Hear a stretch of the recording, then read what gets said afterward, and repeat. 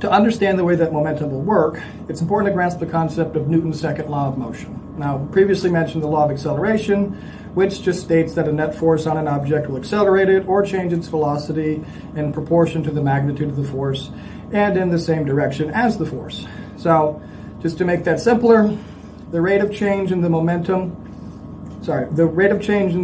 of a body is proportional to the applied force and takes place in the direction in which the force acts.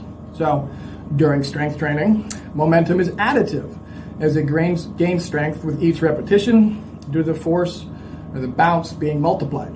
So, as the exercise becomes faster, the muscles work less and the joints in the spine work more because the exerciser is using momentum rather than forcing the muscles to do the work. Now, just to keep it very simple, momentum is basically defined by just two things: the mass, or the size of the exerciser, and the weight and velocity, or speed. So the larger the exerciser is, basically the more mass they have, the more weight they lift, the faster they move, and the fewer constraints that are placed on their movements during the exercise, as are the greater the risk caused by using the momentum. So a big fat guy doing a cheat bicep curl can do a heavier cheat bicep curl than a skinny guy. Just simple example. Now, momentum is of course the enemy of any intelligent bodybuilder. Momentum is a type of force that is typically produced by jerking a weight, and it will dramatically reduce the load on the target muscle when used during resistance exercise, but it will be damaging your joints and your tendons and all these things. The use of momentum is typically seen in some form of an effort to use heavier weight than the target muscle is actually capable of handling. Again, why they would do a cheat bicep curl, for example. And this is why it's referred to as a cheat bicep curl. It's referred to as cheating, bad form, ego lifting, and that's because it's not as productive.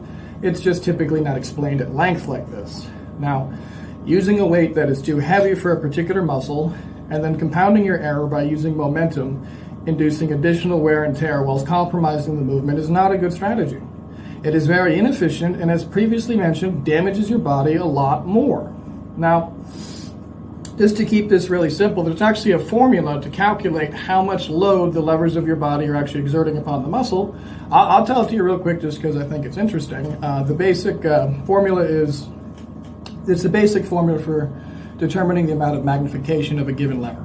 And it's resistance times the resistance arm length equaling the force times the force arm. Now, all this means is that the resistance is the amount of weight which is placed upon the end of the lever. The resistance arm is the length of the lever between the effort and the load. So the force simply represents the amount of muscle force required to move the lever, and the force arm is just the distance between the pivot point and the point at which the effort is applied on the lever. So this same formula applies to all levers everywhere in the world, including the bones in your body. And although these three factors may change the position in the equation depending on what type of lever is being used. But this simplified math will give you an idea of how much you're actually loading a muscle with and how efficient is the lever that you're actually using, basically.